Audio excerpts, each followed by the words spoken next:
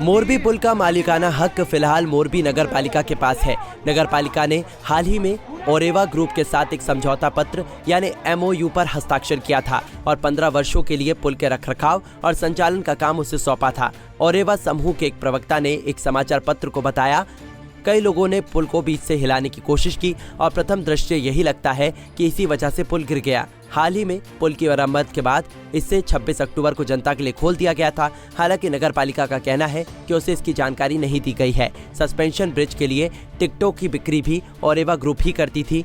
12 साल से कम उम्र के बच्चों के लिए 12 रुपए और वयस्कों के लिए 17 रुपए टिकट की कीमत रखी गई थी। घड़ी LED बल्ब कंपनी को क्यों मिला टेंडर? ओरेवा ग्रुप घड़ियों से लेकर ई-बाइक तक कई तरह के इलेक्ट्रॉनिक प्रोडक्ट बनाती है। कंपनी की वेबसाइट के मुताबिक कंपनी दुनिया की सबसे बड़ी घड़ी निर्माता कंपनी है। ओरेवा ग्रुप ने गुजरात में ही नहीं बल्कि पूरी दुनिया में इज्जत कमाई है।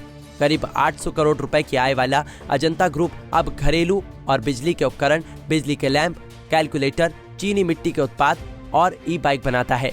मच्छू नदी पर बना केबल पुल 7 महीने पहले मरम्मत के लिए बंद कर दिया गया था तथा इसे 26 अक्टूबर को गुजराती नववर्ष के मौके पर फिर से खोल दिया गया था। ये झूलता पुल के नाम से मशहूर था। इस साल मार्च में ओरेवा ग्रुप को मोरबी नगर निकाय ने पुल की मरम्मत और देखरेख का ठेका दिया था। ऐसा आरोप है कि पुल को बिना फिटनेस प्रमाण पत्र के खोल दिया गया, या यूं कहें घड़ी बल्ब बनाने वाली कंपनी को ठेका देना भारी पड़ गया। अजंता ग्रुप का प्रदेश सरकार से है पुराना नाता। पूरे विश्व में सबसे ज्यादा यानी 12,000 महिलाओं को रोजगार सीधे नौकरी देने वाली कंपनी ओरेवा ग्रुप है। किसी जमाने में भारत में घड़ी, कैलकुलेटर, CFL यानी LED इलेक्ट्रॉनिक्स की दूसरी चीजें चीन से आती थी, लेकिन ओरेवा ग्रुप ने इन्हें भारत में ही बनाया और न सिर्फ भारत में ही बनाना शुरू किया बल्कि चीन का एकाधिकार तोड़ते हुए तमाम देशों को निर्यात करना शुरू कर दिया। जिस जमाने में CFL गारंटी पर नहीं आती थी, उस जमाने में पहली बार ओरेवा ग्रुप ने 1 साल की गारंटी देकर बेचना शुरू कर दिया था। ओरेवा ग्रुप मोरबी में सबसे ज्यादा एक्टिव है। 12 अक्टूबर 2007 में एक अंग्रेजी न्यूज़पेपर में छपी रिपोर्ट के अनुसार तत्कालीन मुख्यमंत्री ने कहा था कि अजंता ग्रुप प्रदेश के लोगों का ही नहीं बल्कि हमारी भी मदद करता है और उनसे अपील करेंगे कि वे सदैव हमारी मदद करते रहें। हालांकि भारत में जब से मोबाइल में कैलकुलेटर और घड़ी मिलने लगी है, तब से अजंता जैसी बड़ी कंपनियों का अस्तित्व खतरे में है।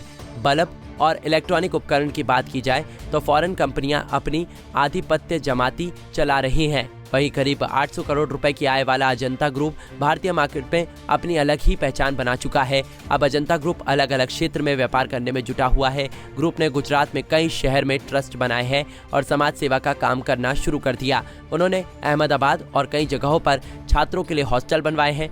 जब 140 साल पुराने इस ब्रिज को बंद कर दिया गया, तब अजंता ग्रुप ने सोचा कि इसको रिपेयर करके क्यों ना इसे एक पर्यटन स्थल के तौर पर विकसित किया जाए और कमाई की जाए, और उन्होंने अपने पैसे से इसको रिपेयर करवाया।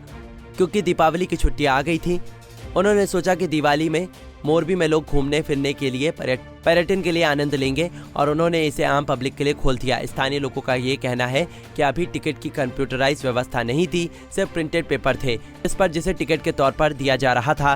फिर टिकट बेचने वाले लोगों ने ज्यादा पैसे के लिए ये नहीं देखा कि ब्रिज की क्षमता कितनी है और उन्होंने क्षमता से 10 गुना लोगों को टिकट दे दिया और एक बड़ा हादसा हो गया।